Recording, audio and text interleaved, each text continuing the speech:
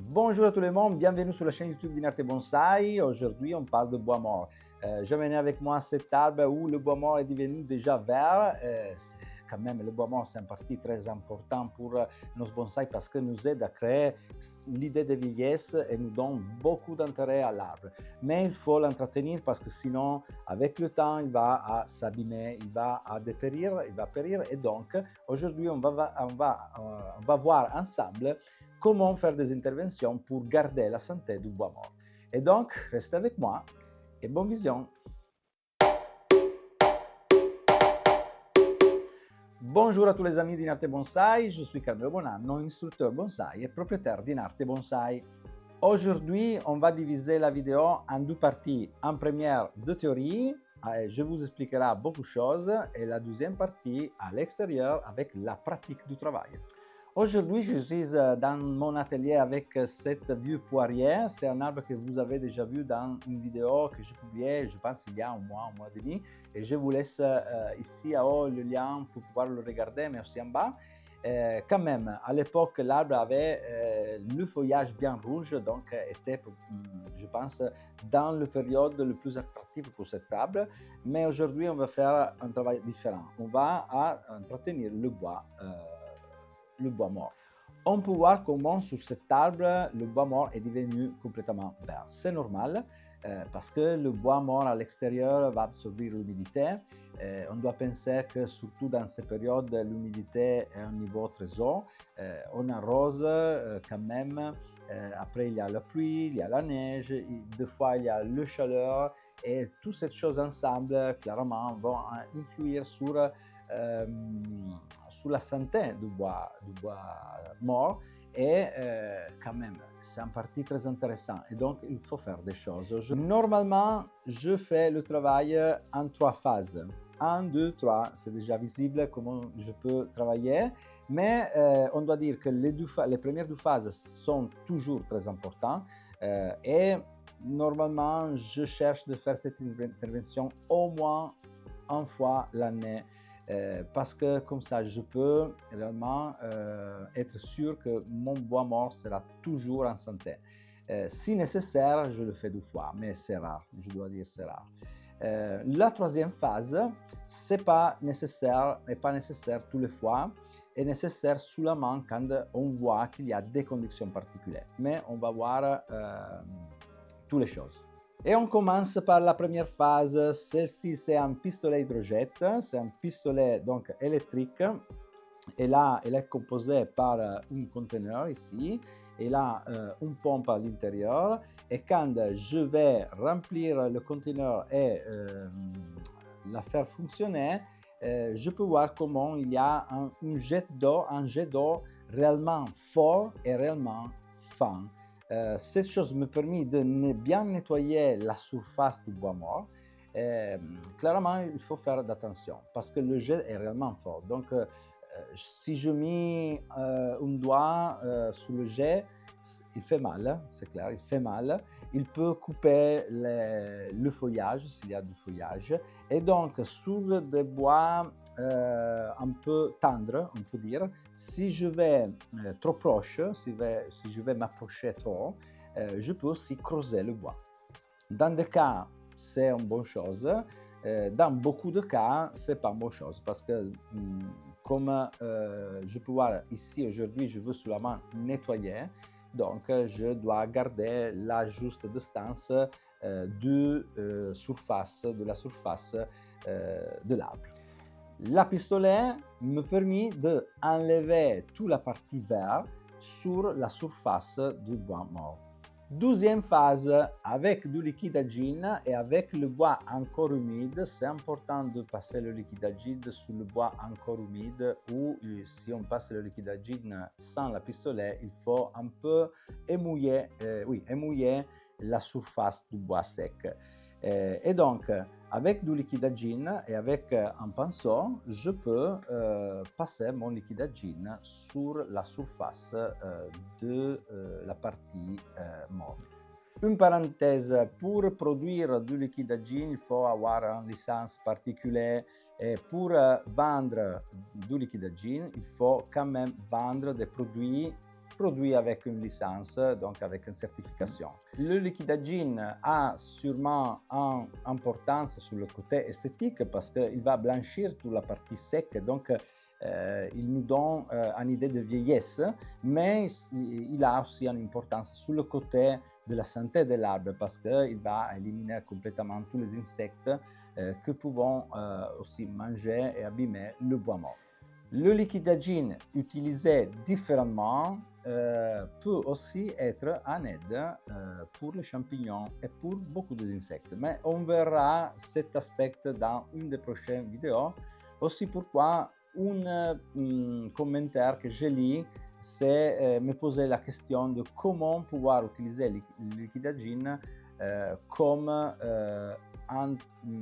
anticryptogamique, donc contre les champignons. Et on verra, c'est une question très intéressante.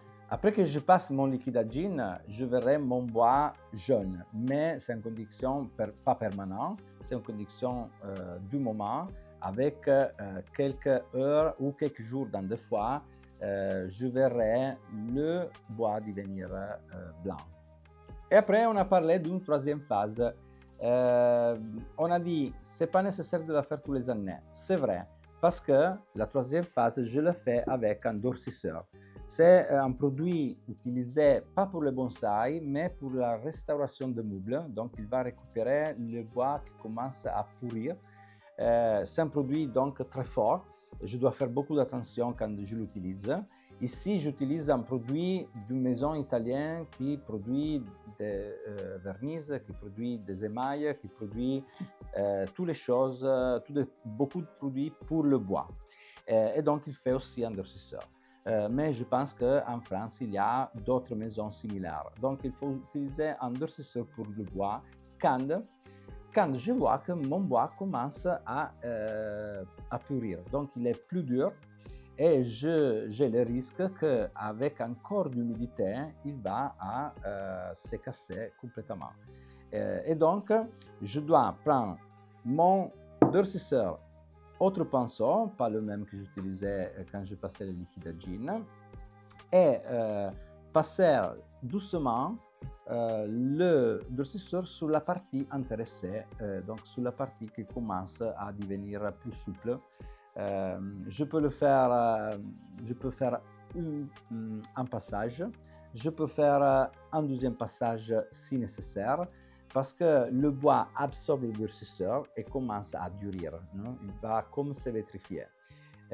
Si le bois absorbe beaucoup, c'est clair que la partie extérieure reste un peu souple encore. Donc je peux faire 2 passages ou 3 avec quelques temps entre la première l'une et l'autre, on peut dire.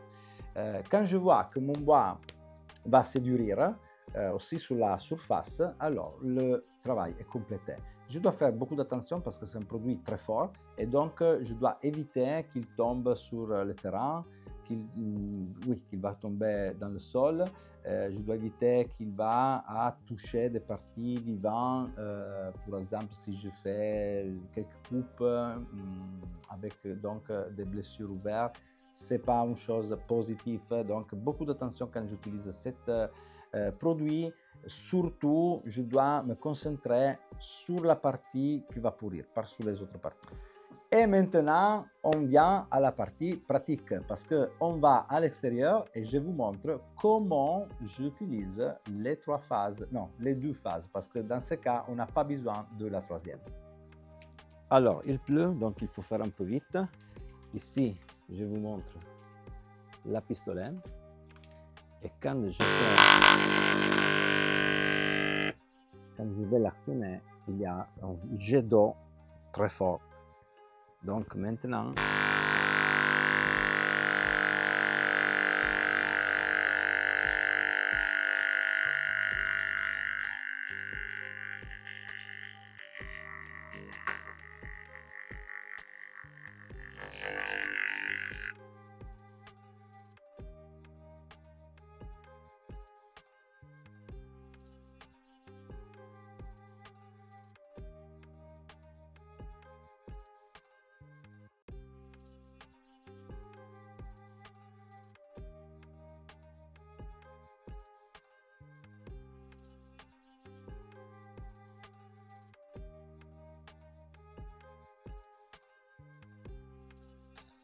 Et maintenant, avec des gants et mon produit, avec mon pinceau, je vais passer mon liquide à gin sur l'arbre. Ici, la partie mort, le bois mort est encore humide. Donc, c'est pas la peine de émouiller encore plus. Je cherche de passer doucement pour pas toucher les parties vivantes.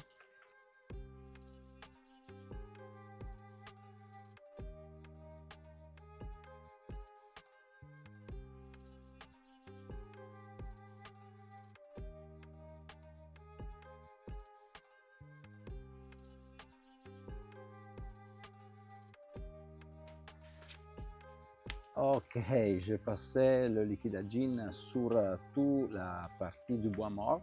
Maintenant, je dois attendre qu'il va à se sécher pour changer son couleur. Et donc, on verra la prochaine fois, dans la prochaine vidéo, le résultat final. Donc, je vous attends pour la prochaine vidéo.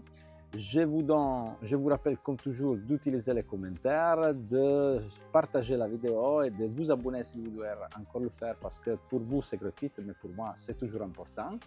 Et je vous donne rendez-vous aux prochaines vidéos avec le résultat final de ce travail et avec autres sujets à partager. Donc à la prochaine fois. Ciao ciao!